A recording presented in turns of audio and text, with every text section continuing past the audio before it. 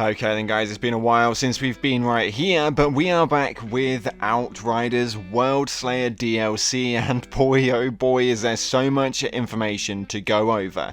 Today we're going to be taking a talk about the new DLC for Outriders Worldslayer, as they've just released their broadcast stream on the Square Enix Twitter and YouTube page. Let's get into it.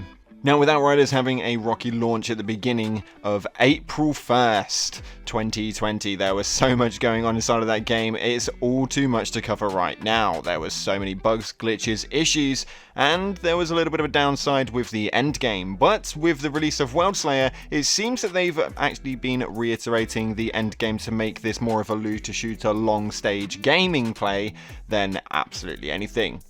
We're going to go through all of the things that you guys can expect to see from Worldslayer, so make sure you like, subscribe, and let's get into it.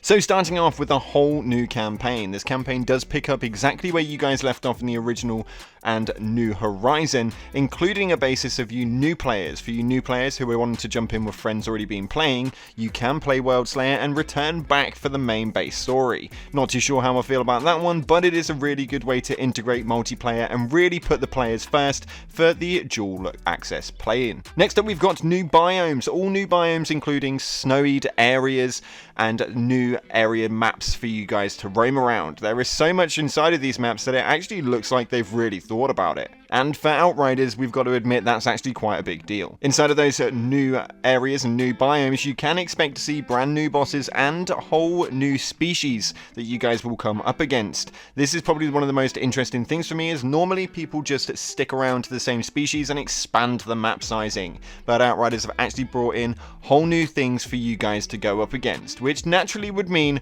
all new loot. That's right guys, new loot for you guys to obtain, including brand new legendary specific armors for each class, whole new weapons, and we've also seen the brand new launch of Apocalypse tiers and Apocalypse specific gear.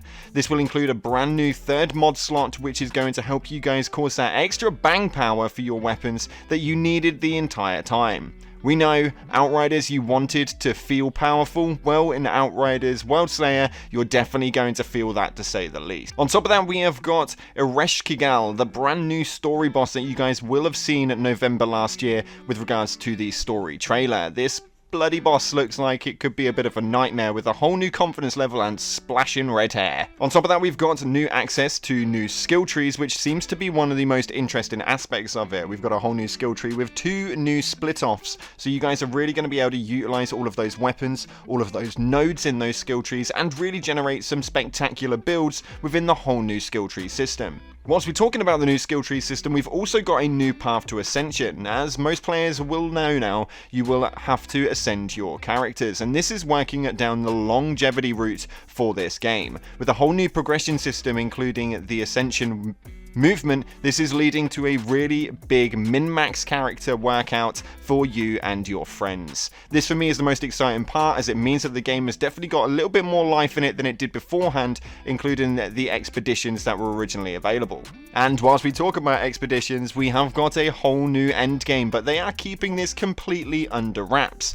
Trials of Tarya. We don't know exactly what this is. Could this be a raid? Could this be a Godfall Trials of a tower? Could this be absolutely anything? We have no idea. But for now, all we know is that it's called the Trials of Tarya, and that this new endgame hopefully should be a lot better than the experience that we obtained through the original expeditions, based on the learning curve that they should have received via the original gameplay. Not only that, but if you guys are entertained by it but a little bit worried about the launch date of June 30th, 2022, which, let's be real, is still a good couple of months away, with it being exactly 2 months tomorrow. If you do pre-order now, you will get 48 hours early access, which we know that everybody is going to enjoy. So if you guys are an Outriders fan, go and get your pre-order in, and it will give you 2 days worth of early access inside of this game. For me personally, this is going to be absolutely spectacular. Now, as an overall, my personal opinions on the broadcast was that actually they've done a very good job. For you guys who who know me from the Outriders scene originally,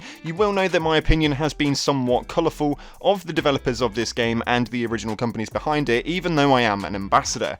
Well, this right here does seem to go against the general Outriders curve, with there being an absolute ginormous meme of Outriders being an April 1st joke. This does seem to have turned it around somewhat. Maybe the original game having so many issues may have actually been a positive when it comes to the Worldslayer DLC, with them having learned hopefully so damn much from their previous mistakes last year. My most exciting point for this is definitely the new loot. For those of you guys who are not new to the channel, you will know I am a loot chaser, a farmer in all games in looter shooters, and it does seem like they've really gone ahead and pushed the boundaries of what their version of a looter shooter was. Originally this game was meant to be their next biggest franchise, but it was also going to be a one and done gameplay system. For me, this does look like it's going to have a turnaround, and this is also going to be making a move into more the quote unquote live service, with it having a longevity movement inside of the new progression system Ascension.